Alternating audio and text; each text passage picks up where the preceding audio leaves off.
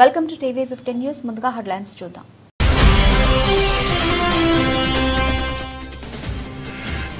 గాల్లో ఉండగానే ఇంజిన్లో మంటలు, బోయింగ్ విమానానికి తప్పిన పెను ప్రమాదం.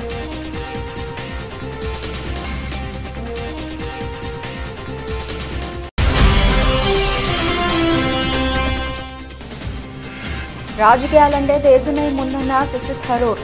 పార్టీలు కేవలం మెరుగైన దేశాన్ని నిర్మించే సాధనాలు మాత్రమేనని స్పష్టీకరణ.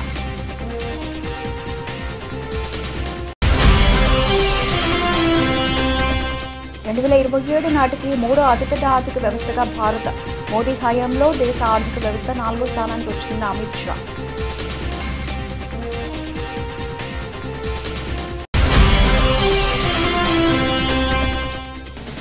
వారి మాటలను ప్రజలు నమ్మే పరిస్థితి లేదని జగదీష్ రెడ్డి.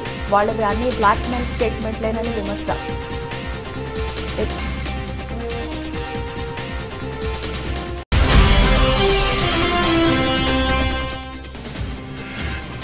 తిరుపతిలో సీఎం చంద్రబాబు పర్యటన, స్వర్ణాంధ్ర స్వచ్ఛాంధ్ర కార్యక్రమానికి హాజరు.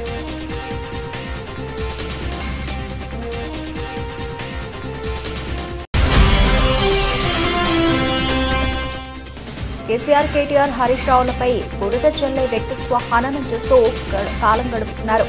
మండిపడ్డ Kukatpally BRS MLA.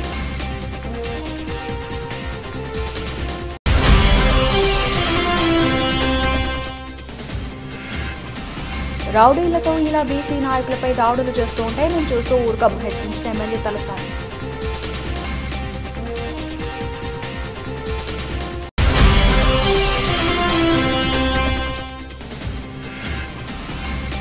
MP Mithun Reddy అరెస్టును తీవ్రంగా ఖండిస్తున్నాం. ఎర్రగొండపాలెం ఎమ్మెల్యే తాటిపర్తి చంద్రశేఖర్.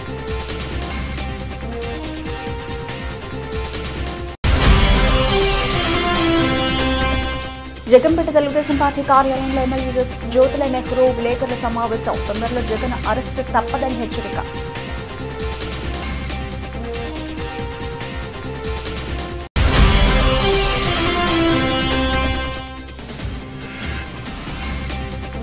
జగిత్యాల డీసీపీ ఓ హరీష్ వేధింపులు తట్టుకోలేక మహిళా ఉద్యోగిని సెల్ఫీ వీడి. బోయింగ్ విమానాలు ప్రయాణికుల పాలిట యమపాసాలుగా మారుతున్నాయి. Air India Boeing 787-8 drone liner విమానం అహ్మదాబాద్లో కుప్పకూలిన విషయం తెలిసిందే. ఈ ప్రమాదంలో 270 మంది మరణించారు. తాజాగా అమెరికాలో మరో బోయింగ్ విమానానికి పెను ప్రమాదం తప్పింది. అట్లాంటాకు వెళుతున్న డెల్టా ఎయిర్లైన్స్కు చెందిన బోయింగ్ 767-400 విమానంలో టేకాఫ్ అయిన కొన్ని నిమిషాల్లోనే ఇంజిన్లో మంటలు చెలరేగాయి. అయితే మంటలను గుర్తించిన పైలట్ అప్రమత్తమై ఎమర్జెన్సీ ల్యాండింగ్ చేయడంతో పెను ప్రమాదం తప్పింది. డెల్టా ఎయిర్లైన్స్కు చెందిన DL446 బోయింగ్ 767 విమానం లాస్ ఏంజల్స్ నుంచి అట్లాంటాకు వెళుతోంది.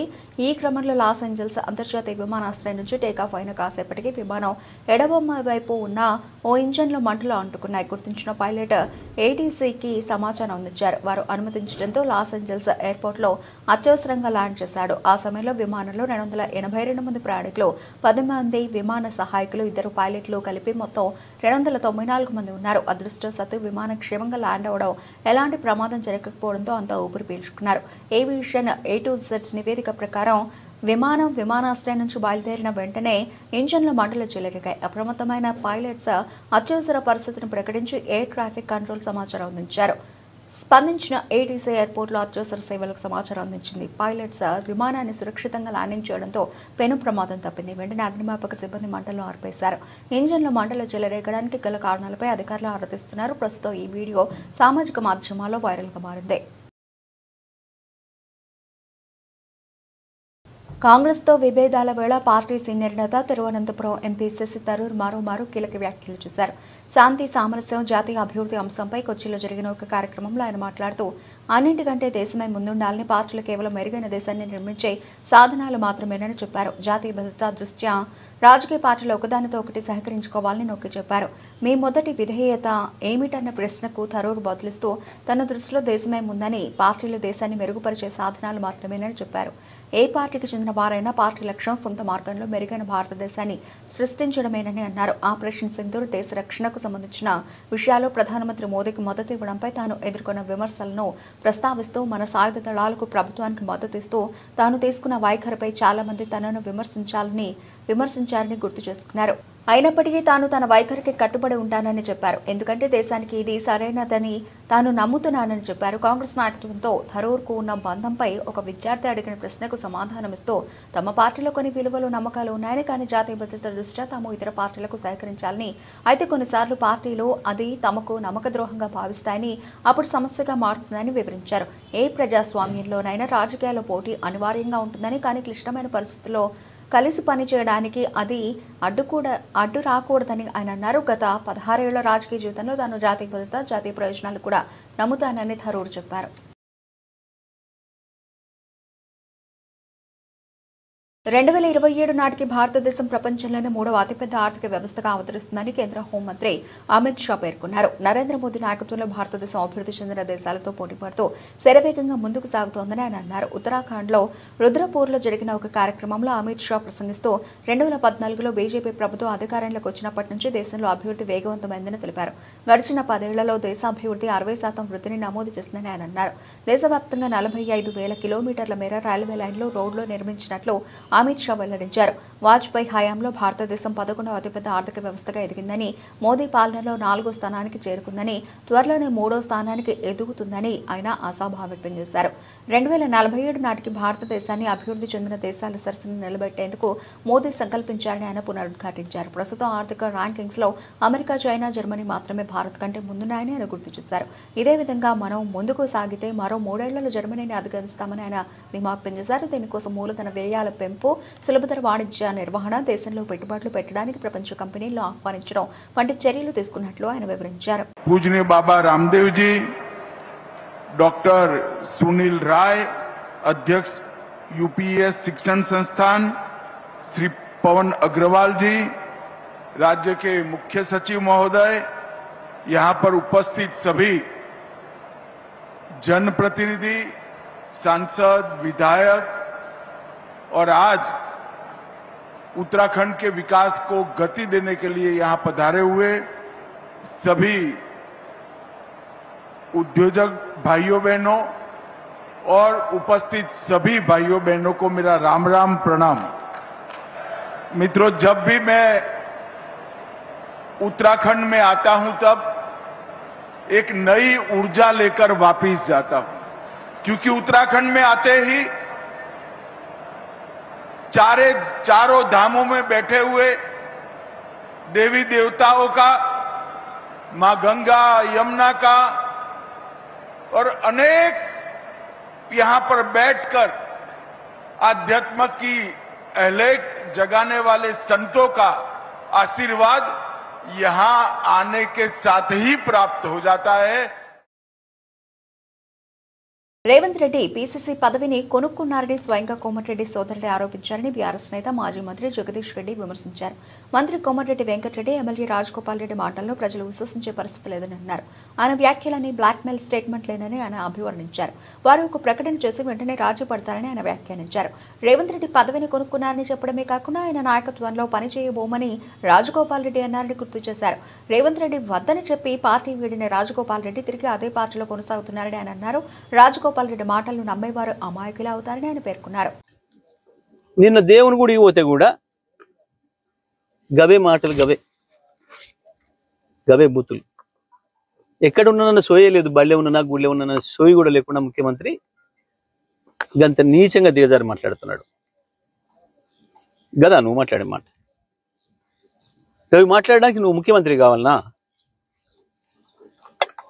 మరి రత్నపురంలో రోడ్డు మీద పొదుపుకంగా ఎవరికి ఇంతంత పోసి అప్పచెప్పినా అద్భుతంగా మాట్లాడుతారు. నీ గురించి అంతకంటే గొప్పగా మాట్లాడతారు.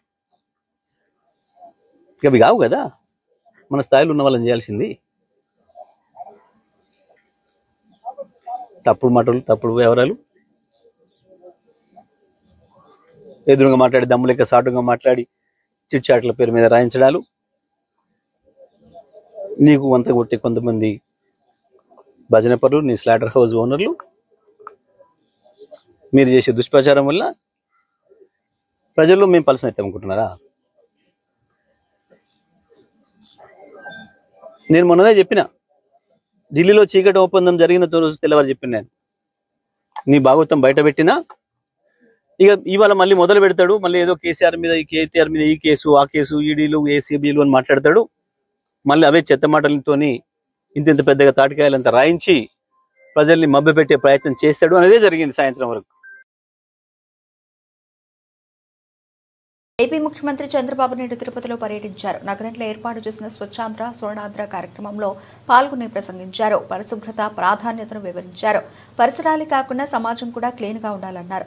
రాజకీయాలు కలుషితమయ్యాయి, నేర చరిత్ర ఉన్నవారు రాజకీయాలకు వచ్చారు, ప్రజల ఆస్తులను కబ్జా చేస్తున్నారు, మీ ఇంట్లో చెత్తను ఊడ్చేసినట్లుగానే రాజకీయాల్లో ఉన్న మలినాన్ని కూడా క్లీన్ చేయాలి. నేర రాజకీయాలు మనకు అవసరమా, వాటిని అడ్డుకోలేమా, ప్రజలు ఆలోచన చేయాలి. 2019 ఎన్నికలకు ముందు నేను మోసపోయాను, సాక్షి అని ఒక పత్రిక పెట్టారు, దాంతో చేసేవన్నీ వెధవ పనులే, పేరు మాత్రం సాక్షి, బాబాయ్ గుండెపోటుతో చనిపోయాడని సాక్షిలో వేశారు. సాయంత్రానికి గొడ్డలిపోటు అని డ్రామాలాడారు. చివరకు నారాసుర చరిత్ర అని నా చేతిలో కత్తిపెట్టి పత్రికలో రాశారు. ప్రజలు అయ్యో పాపం అనుకున్నారు. మళ్లీ మోసం చేస్తే మనం మోసపోవాలా అని సీఎం ప్రశ్నించారు.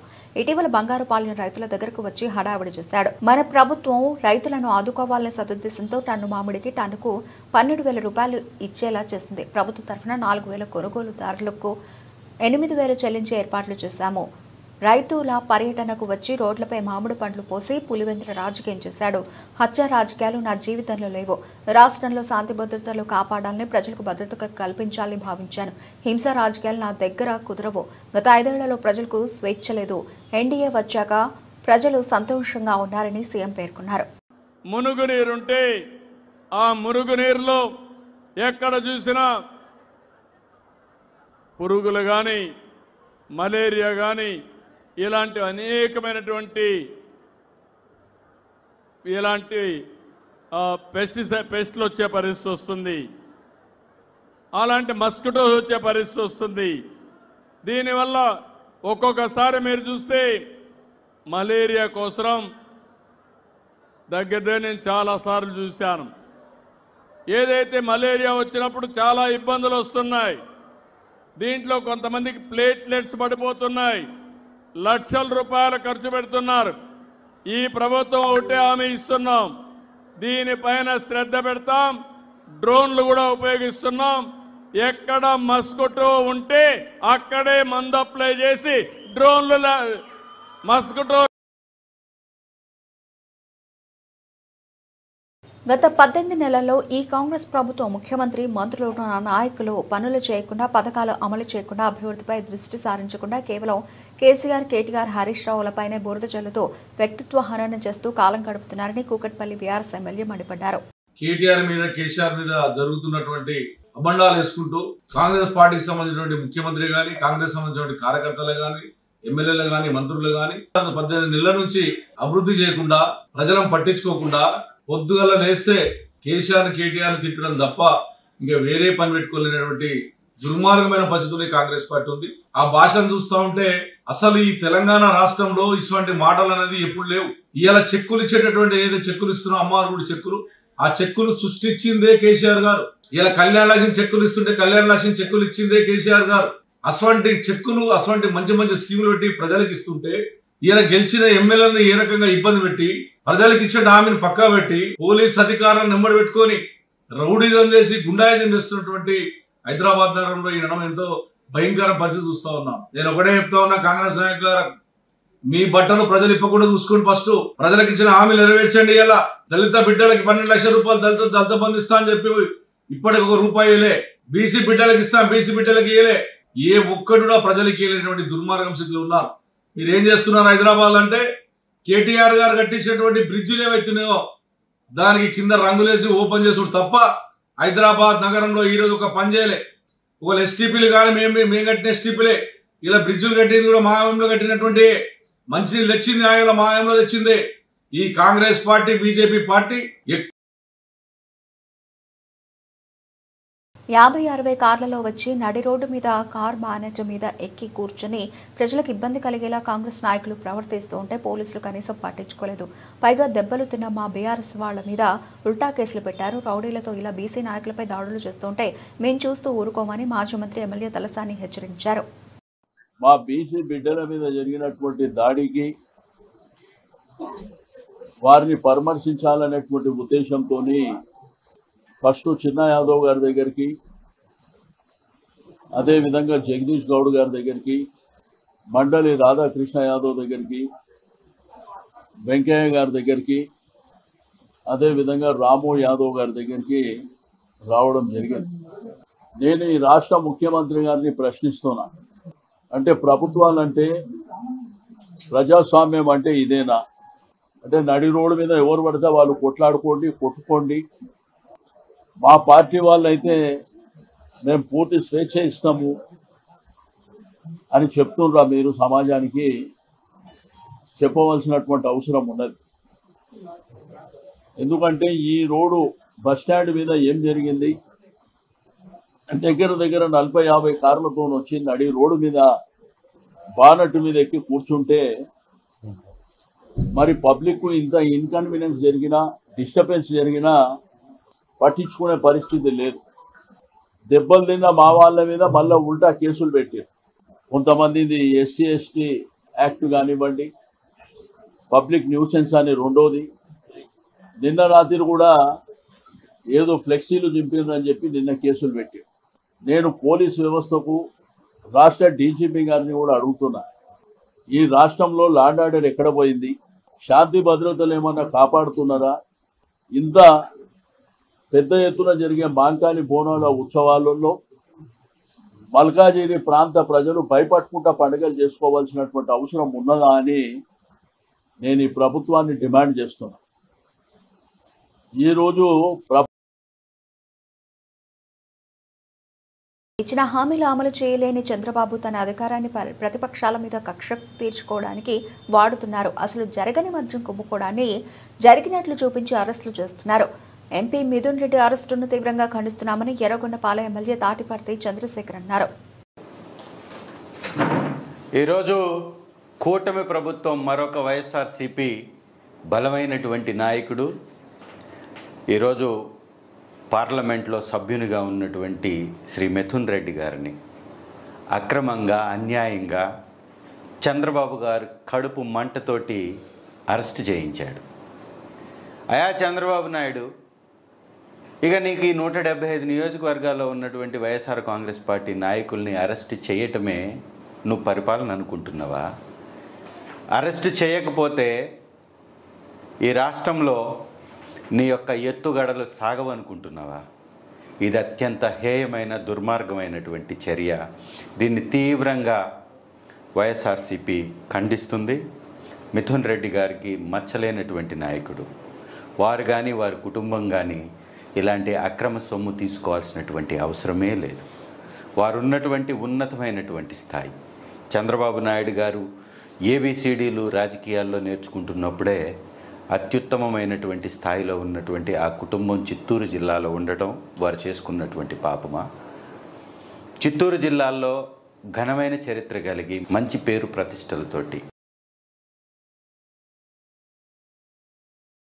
కాకినాడ జిల్లా జగ్గంపేట తెలుగుదేశం పార్టీ కార్యాలయంలో ఎమ్మెల్యే జ్యోతుల నెహ్రూ విలేకరుల సమావేశం ఏర్పాటు చేసి మాట్లాడుతూ గత ప్రభుత్వం మద్యం దుకాణాల ద్వారా మద్యాన్ని విక్రయించే పాలసీని తీసుకురావడంలో కీలక పాత్ర పోషించిన మాజీ ఎంపీ మిథున్ రెడ్డి సిట్ అధికారులు విచారించి అరెస్టు చేయడంతో జగన్ మేము ఏ తప్పు చేయలేదు అంటూ విలేకరుల సమావేశంలో మాట్లాడుతుంటే గులకింద పూస మాట్లాడినట్టుగా ఉందని, నీ నేతృత్వంలోనే ఈ 3,500 కోట్ల రూపాయల స్కామ్ జరిగిందని, ముఖ్యంగా మీ ఎంపీ విజయసాయిరెడ్డి మీలో మీ వాటాలు తేలక బయటపడ్డారని, కసిరెడ్డి రాజశేఖర రెడ్డి అనే వ్యక్తి ఈ స్కామ్లో ముఖ్య భూమిక వహించగా ఆనాటి ముఖ్యమంత్రి జగన్ కనుసన్నల్లోనే జరిగిందని, తొందరలో జగన్ అరెస్టు తప్పదని ఎమ్మెల్యే నెహ్రూ అన్నారు. ముఖ్యంగా 2019 నుండి 2024 ప్రభుత్వ మద్యం దుకాణాల ద్వారా నాసిరక మద్యం అమ్మి అనేక మంది ప్రాణాలు కోల్పోవడం జరిగిందని, వికలాంగులుగా, కిడ్నీ బాధితులుగా, లివర్ వ్యాధి బాధితులుగా మిగిలిపోయారని, దీనిపై కూడా జగన్పై విచారణ జరపాలని ఎమ్మెల్యే నెహ్రూ తెలియజేశారు. లిక్కర్ స్కామ్ ఉందో దాని మీద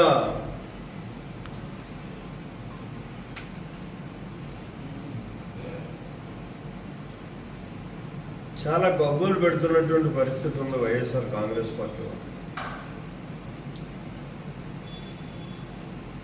అంటే ఇది అక్రమ కేసులని చాలా నిజాయితీగా నడిపామని 2014 నుంచి 19 వరకు చంద్రబాబు నాయుడు గారే ఈ లెక్కల్లో దారుణంగా దూషిస్తారని మాట్లాడుతున్నటువంటి సందర్భం.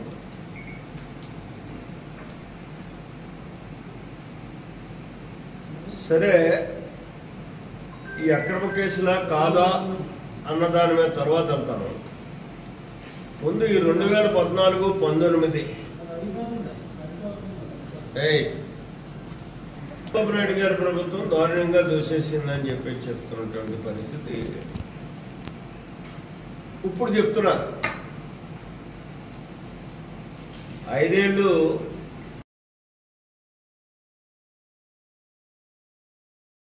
జగిత్యాల జిల్లా కేంద్రంలో సంచలనంగా మారిన ఉద్యోగిని సెల్ఫీ వీడియో. తనకు భర్త లేడు అని ఇష్టం వచ్చినట్లుగా మాట్లాడుతూ మానసికంగా వ్యక్తిగత కారణాలతో సూటిపోటి మాటలు అంటూ వేధిస్తున్నాడని జిల్లా బాలల సంరక్షణ శాఖ విభాగంలో అవుట్ రీచ్ వర్కర్ శ్రీవాణి గత కొన్ని రోజులుగా అధికారుల చుట్టూ తిరుగుతూ డీసీపీఓ హరీష్ పై ఫిర్యాదు చేసినప్పటికీ ఉన్నతాధికారులు పట్టించుకోకపోవడంతో జిల్లా కలెక్టర్కు మరియు మంత్రి అడ్లూరి లక్ష్మణ్కు ఫిర్యాదు చేసినప్పటికీ అతనిపై ఎలాంటి చర్యలు తీసుకోలేదని రోజుకు రోజుకు తోటి ఉద్యోగి అని చూడకుండా అందరి ముందట ఇష్టానుసారంగా ప్రవర్తిస్తూ నోటికి వచ్చినట్లు దూషిస్తున్నాడని, ఒక మహిళా ఉద్యోగి భర్త కోల్పోయిన నన్ను ఇలా వేధించడంతో గత కొన్ని నెలలుగా టీఏడీఏ విషయంలో కూడా అవమానంగా మాట్లాడుతూ నన్ను ఎవరు ఏమీ చేయలేరు, ఎవరికి చెబుతావో చెప్పుకో అంటూ అనడంతో చివరికి ఎవరి దగ్గరికి వెళ్లినా ఫలితం ఉండదని గ్రహించి సెల్ఫీ వీడియో ద్వారా తన సమస్యను సోషల్ మీడియాలో పోస్టు చేయడంతో జగిత్యాల జిల్లాలో ఈ పోస్టు సంచలనంగా మారింది. ఒక మహిళా ఉద్యోగి తనకు మగతోడు లేడని, ఎలాంటి అండదండలు లేని ఇలాంటి మహిళలకు అన్యాయం జరుగుతుంటే ఉన్నతాధికారుల దృష్టికి తీసుకెళ్లినా పట్టించుకోకపోవడంతో జగిత్యాల ప్రజలు తప్పుపడుతున్నారు. నమస్కారం sir. District child protection unit జగిత్యాలలో నేను వర్క్ చేస్తాను సార్. మా బాస్ వచ్చేసి హరీష్ సార్ డీసీపీఓ సార్. నన్ను జాయిన్ అయినప్పటి నుంచి ఒక విధంగా టార్గెట్ సార్. నేను 2021లో జాయిన్ అయినా సార్. నాకు ఇట్లా హస్బెండ్ లేడు సార్. అది ఏ విధంగానంటే ఆ విధంగా సార్ నన్ను ఒకటే రకంగా టార్చర్ సార్. ఎట్లా అంటే సార్, నేను జాయిన్ అయినప్పుడు 2021లో 8,000 సాలరీ ఉండే సార్. మధ్యలో 2,000 పెరిగినాయి సార్. నాకు పెరిగిన తర్వాత నువ్వు ఈ 2,000 పెరిగినాయని ఆగుతలేవు ఈ భూమి మీద అన్నట్టు సార్. ఎట్లా అంటే అదో విధంగా సార్, నేను చెప్పుకోలేని విధంగా టార్చరు, ఇక హరాస్మెంట్ సార్. ఇక నాకు అసలు అది ఇక ఘోరమైన టార్చర్ సార్ అతనితో. 5 తర్వాత కూడా ఇంటికి వెళ్తే నువ్వు ఎవరికి చెప్పిపోయాను, నువ్వు ఇప్పుడు రా ఆఫీస్కి సార్, ఇలా సార్.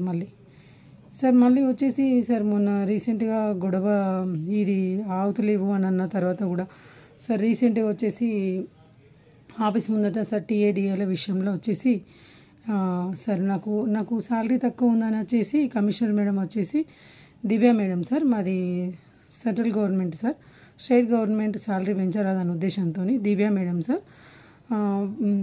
ఎఫ్టీఏ కింద వీళ్ళకు 5,000 ఇవ్వాలని మేడం అన్నారు సార్. అప్పుడు అది లెటర్ కూడా ఉంది సార్. నువ్వు ఎవరికి చెప్పుకుంటావో చెప్పుకో, నీకు 5,000 నేను ఉన్నన్ని రోజులు ఇవ్వను, నువ్వేం చేసుకుంటావు చేసుకో అని సార్ ఇబ్బంది పెట్టడం సార్. నేను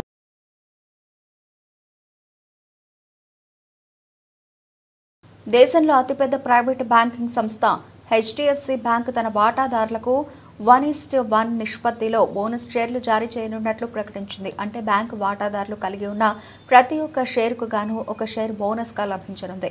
ఇందుకు అర్హులైన షేర్ హోల్డర్ల వివరాలను ఆగస్టు 27న రికార్డు చేయనున్నట్లు బ్యాంకు వెల్లడించింది. హెచ్డిఎఫ్సి బ్యాంకు చరిత్రలో ఇదే తొలి బోనస్ షేర్ల జారీ. దీంతో బ్యాంకులో 2 లక్షల లోపు ఈక్విటీ వాటా కలిగిన 36 లక్షలకు పైగా చిన్న మదుపరులకు లబ్ధి చేకూరనుంది. వీరి బ్యాంకులో మొత్తం 10.32% వాటా కలిగి ఉన్నారు. కాగా బ్యాంక్ 2011లో ₹10 ముఖ విలువ కలిగిన షేరును ₹2 ముఖ విలువతో కూడిన 5 షేర్లుగా విభజించింది. ఆ తర్వాత 2019లో ₹2 ముఖ విలువ కలిగిన షేరును ₹1 ముఖ విలువతో కూడిన 2 షేర్లుగా విభజించింది. ఒక్కో షేరుకు ₹5 మధ్యంతర డివిడెండ్. ప్రస్తుత ఆర్థిక సంవత్సరానికి గాను వాటాదారులకు ఒక్కో షేరుకు ₹5 ప్రత్యేక మధ్యంతర డివిడెండ్ చెల్లించనున్నట్లు బ్యాంకు ప్రకటించింది. ఇందుకు అర్హులైన వాటాదారులను ఎంపిక చేసేందుకు ఈ నెల 25న రికార్డు తేదీగా నిర్ణయించింది. వచ్చే నెల 11న డివిడెండ్ చెల్లింపులు చేపట్టనున్నట్లు బ్యాంకు తెలిపింది. Q1లో 16,258 కోట్ల రూపాయల లాభం. జూన్తో ముగిసిన తొలి త్రైమాసికంలో హెచ్డిఎఫ్సి బ్యాంక్ ఏకీకృత నికర లాభం వార్షిక ప్రాతిపదికన 1.31% తగ్గి 16,258 కోట్ల రూపాయలకు పరిమితమైంది. స్టాండ్ అలోన్ లాభం మాత్రం 18,155 కోట్ల రూపాయలుగా నమోదైంది. Q1లో బ్యాంకు మొత్తం ఆదాయం 99,200 కోట్ల రూపాయలుగా ఎగబాకగా మొత్తం వ్యయాలు 63,467 కోట్ల రూపాయలుగా పెరిగాయి. గడిచిన త్రైమాసికంలో బ్యాంకు నికర వడ్డీ ఆదాయం 5.4% వృద్ధితో 31,440 కోట్ల రూపాయలకు పెరిగినప్పటికీ నికర వడ్డీ మార్జిన్ మాత్రం 3.35% తగ్గింది.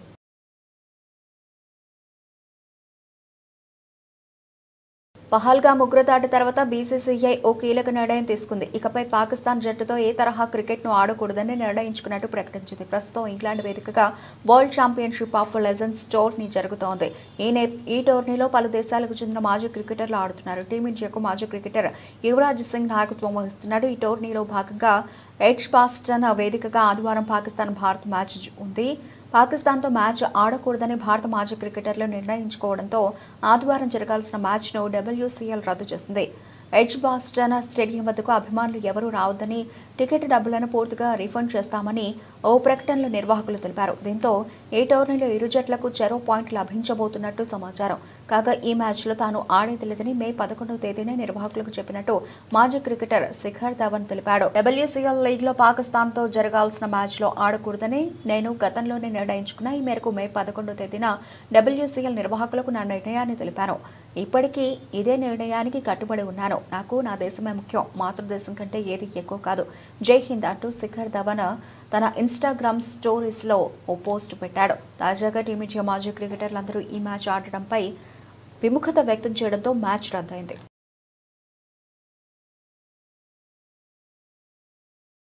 బులెటిన్ ముగించే ముందు హెడ్లైన్స్ మరోసారి.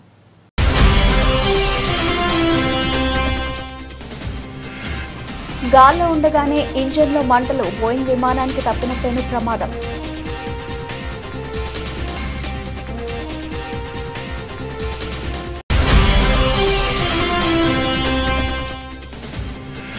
రాజకీయాలంటే దేశమే ముందన్న శశి థరూర్.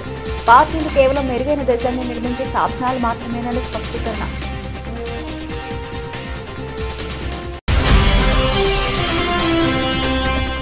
రెండు 2027 నాటికి 3వ అతిపెద్ద ఆర్థిక వ్యవస్థగా భారత. మోదీ హయాంలో దేశ ఆర్థిక వ్యవస్థ 4వ స్థానానికి వచ్చింది అమిత్ షా.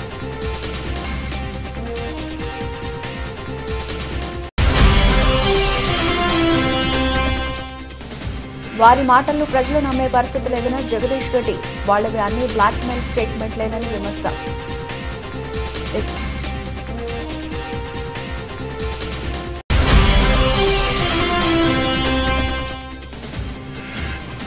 తిరుపతిలో సీఎం చంద్రబాబు పర్యటన, స్వర్ణాంధ్ర స్వచ్ఛాంధ్ర కార్యక్రమానికి హాజరు.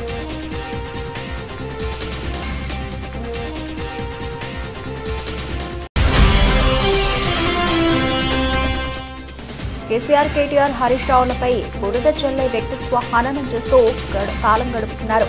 మండిపడ్డ Kukatpally BRS MLA.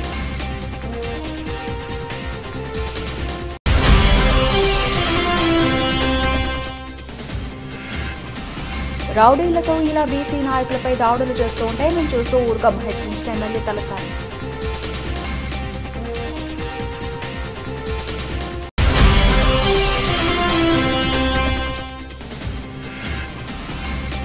MP Mithun Reddy అరెస్టును తీవ్రంగా ఖండిస్తున్నాం. ఎర్రగొండపాలెం ఎమ్మెల్యే తాటిపర్తి చంద్రశేఖర్.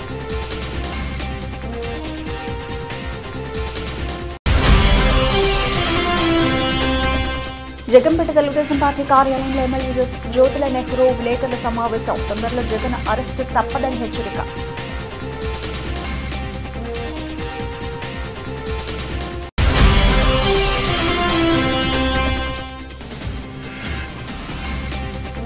జగిత్యాల డీసీపీ ఓ హరీష్ వేధింపులు తట్టుకోలేక మహిళా ఉద్యోగిని సెల్ఫీ వీడి. ఇవి ఇప్పటివరకు నడిచిన అప్డేట్స్. మరిన్ని అప్డేట్స్తో మళ్ళీ కలుద్దాం. అంతవరకు సెలవు. నమస్తే.